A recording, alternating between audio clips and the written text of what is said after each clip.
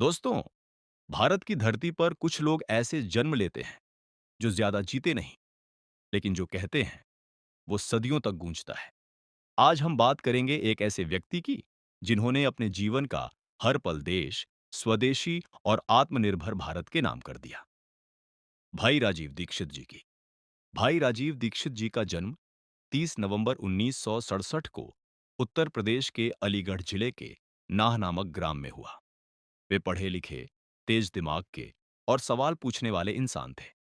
लेकिन उनकी जिंदगी का असली मोड़ साल 1984 में आया, जब भोपाल गैस कांड हुआ। हजारों लोगों की मौत, एक विदेशी कंपनी की लापरवाही और सरकार की चुप्पी। इस घटना ने राजीव दीक्षित जी को झकझोर दिया। उन्होंने सवाल पूछा, क्या भारत की अर्थव्यवस्था विदेशी कंपनियों के हाथ में जा रही है? यहीं से उनके भीतर स्वदेशी की आग जली।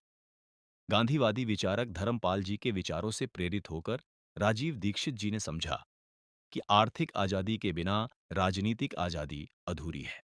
साल 1992 में उन्होंने एक संगठन बनाए, आजादी बचाओ आंदोलन।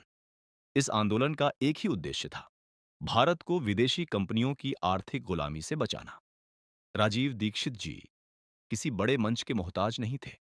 वे गांव-गांव, शहर-शहर गए, हजारों भाषण दिए कि कैसे विदेशी कंपनियां हमारी खेती, हमारे बाजार और हमारी सेहत को नुकसान पहुंचा रही हैं। उनकी आवाज कैसेट और सीडी के जरिए देश के हर कोने तक पहुंची।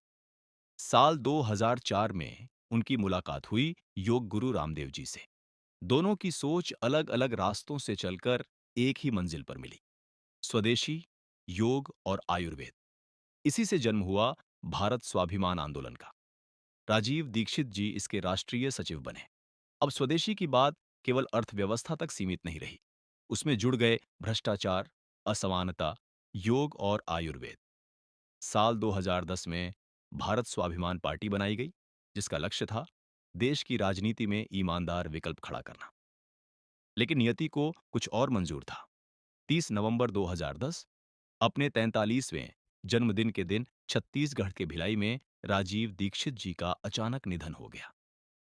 डॉक्टरों ने कारण बताया, हार्ट अटैक। लेकिन उनके निधन को लेकर आज भी कई सवाल हैं, जिनकी जांच की मांग सालों बाद भी उठती रही। उनका शरीर हरिद्वार लाया गया, जहां हजारों लोगों ने उन्हें अंतिम विदाई दी। राजीव दीक्षित जी आज हमारे बीच नहीं हैं, लेकिन उनके विचार आज भी जिंदा हैं। जब भी कोई स्वदेशी की बात करता है, विदेशी कंपनियों पर सवाल उठाता है या आत्मनिर्भर भारत का सपना देखता है, तो उसमें कहीं न कहीं राजीव दीक्षित जी की आवाज होती है।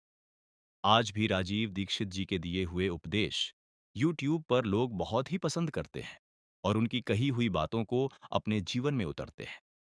आज उनके नाम से राजीव दीक्षित ऑफिशियल के नाम से, जिसपे आज 51 लाख से ऊपर सब्सक्राइबर हैं, जिसपे उनके कहे हुए उनके आयुर्वेदिक उपचार की लोग फॉलो करते हैं।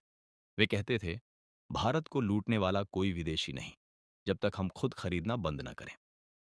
दोस्तों, राजीव दीक्षित जी की कहानी सिर्फ एक व्यक्ति की नहीं, बल्कि एक चेतावनी है और एक प्रेरणा भी। अगर आपको यह कहानी सोचने पर मजबूर करे, तो समझिए राजीव दीक्षित जी आज भी जीवित हैं।